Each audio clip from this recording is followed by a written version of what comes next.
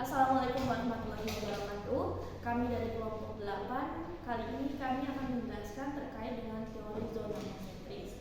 Teori ini dikembangkan oleh Ernest Burgess pada tahun 1925 melalui penelitiannya yang dilakukan oleh kelompok Chicago School. Fokus utama teori ini adalah menjelaskan hubungan antara perkembangan kota dengan munculnya berbagai permasalahan sosial termasuk kriminalitas dan viktimisasi. Menurut Burgess, kota berkembang secara bertahap dari pusat menuju pinggiran dalam bentuk lingkaran yang konsentris. Setiap zona memiliki karakteristik sosial, ekonomi, budaya, dan juga tingkat stabilitas masyarakat yang berbeda. Perbedaan karakteristik ini menyebabkan tingkat kriminalitas dan kerawanan menjadi korban tidak merata di setiap wilayah. Teori ini menjadi penting dalam kajian kriminologi karena memberikan penjelasan bahwa lingkungan sosial ini memiliki pengaruh besar terhadap pembentukan perilaku menyimpang. Sejarah dan latar belakang. Pada awal abad ke-20, kota Chicago mengalami perkembangan industri yang sangat besar sehingga terjadi urbanisasi. Urbanisasi ini menyebabkan meningkatnya jumlah penduduk akibat perpindahan masyarakat dari desa ke kota untuk mencari pekerjaan. Kemudian pertumbuhan ini menyebabkan berbagai masalah sosial seperti kemiskinan, pengangguran, kepadatan penduduk, munculnya kawasan kumuh, dan juga meningkatnya kriminalitas. Ernest Burgess bersama Robert Gephardt melakukan penelitian mengenai pola pertumbuhan kota dan menemukan bahwa kota ini berkembang secara bertahap dari pusat menuju pinggiran dalam bentuk lingkaran konsentris. Mereka melihat bahwa setiap wilayah yang paling dekat dengan pusat industri memiliki tingkat ketidakstabilan sosial yang tinggi sehingga menjadi lokasi dengan tingkat kriminalitas yang tinggi juga. Penelitian ini kemudian menjadi dasar bagi perkembangan teori ekologi dan teori disorganisasi sosial dalam kriminologi modern.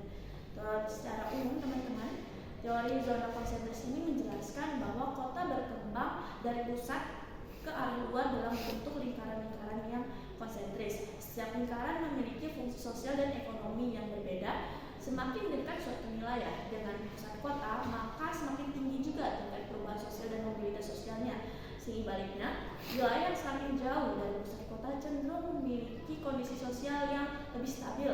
Stabilitas tersebut ini menyebabkan tingkat kriminalitas lebih rendah karena masyarakat memiliki kontrol sosial yang lebih kuat.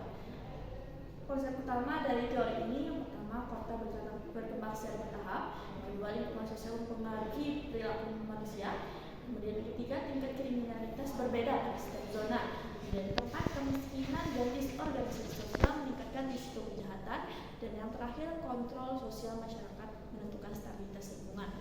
Dan tadi saya sudah menyebutkan beberapa tokoh-tokoh, yaitu Ernest Burgess dan Robert Gephardt yang menjadi sumber utama atau tokoh utama yang mengembangkan teori zona konsentris ini. Tidak hanya itu, juga ada tokoh seperti Clifford Shaw dan Harry McKay yang mengembangkan teori disorganisasi sosial berdasarkan teori zona konsentris ini. Mereka menemukan bahwa kenakalan remaja paling banyak terjadi di zona transisi meskipun penduduknya terus berubah. Penelitian ini menunjukkan bahwa lingkungan sosial memiliki pengaruh lebih besar dibanding karakter individu dalam membentuk penelitian kriminal.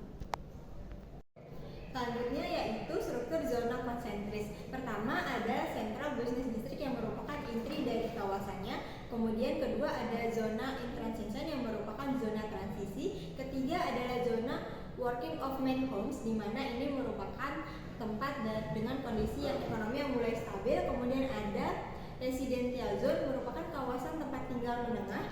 Kemudian terakhir adalah commuter zone, di mana merupakan kondisi pinggiran tetapi dengan kondisi ekonomi paling stabil. Nah, untuk hubungan sendiri dengan teori ini dengan kriminologi, yaitu merupakan menjelaskan bahwa kejahatan tidak hanya dipenuhi oleh faktor individu tetapi juga oleh faktor lingkungan. Selanjutnya di sini ada teori disorganisasi sosial. Teori ini menjelaskan bahwa masyarakat yang gagal mempertahankan norma sosial akan lebih mudah mengalami peningkatan kejahatan. Disorganisasi sosial ini terjadi ketika hubungan antar anggota masyarakat melemah sehingga kontrol sosial tidak berjalan efektif. Adapun beberapa faktor-faktor penyebab disorganisasi sosial ini meliputi kemiskinan, kepadatan penduduk, mobilitas penduduk tinggi, keheterogenitas, lemahnya lembaga sosial. Akibat dari kondisi tersebut adalah meningkatnya kenakalan remaja, pembentukan geng kriminal, penyalahgunaan narkotika, kekerasan, pencurian, dan tindak pidana lainnya. Adapun hubungan teori zona konsentris ini dengan viktimologi. Jadi dalam viktimologi, teori zona konsentris menjelaskan bahwa korban kejahatan tidak tersebar secara merata. Wilayah dengan tingkat kriminalitas tinggi juga memiliki tingkat viktimisasi yang tinggi. Zona transisi menjadi wilayah yang paling rentan terhadap viktimisasi karena kondisi sosial yang tidak stabil. Masyarakat yang tinggal di kawasan miskin dan padat penduduk memiliki risiko lebih besar menjadi korban pencurian, kekerasan, penipuan, perampokan, dan tindak pidana lainnya. Lingkungan yang buruk menyebabkan lemahnya pengawasan sosial sehingga pelaku kejahatan lebih mudah melakukan aksinya. Selain itu, kurangnya fasilitas keamanan dan rendahnya tingkat pendidikan juga meningkatkan kerentanan masyarakat menjadi korban kejahatan. Kritik terhadap teori. Meskipun memiliki pengaruh besar terhadap perkembangan kriminologi, teori zona konsentris mendapat berbagai kritik, di antaranya tidak semua kota berkembang secara konsentris, terlalu menekankan faktor lingkungan, sulit diterapkan pada kota modern, tidak menjelaskan kejahatan cyber, dan adanya gentrifikasi. Untuk relevansi dan penerapan modernnya, walaupun dikembangkan hampir 1 abad lalu, teori zona konsentris masih relevan dalam kebijakan penanggulangan kejahatan modern. Pemerintah dan aparat penegak hukum menggunakan pendekatan lingkungan sosial dalam mencegah kriminalitas yang meliputi revitalisasi kawasan kumuh, community policy, crime prevention atau environmental design, penguatan organisasi masyarakat, penyediaan fasilitas pendidikan dan lapangan pekerjaan, serta peningkatan penerangan dan keamanan lingkungan.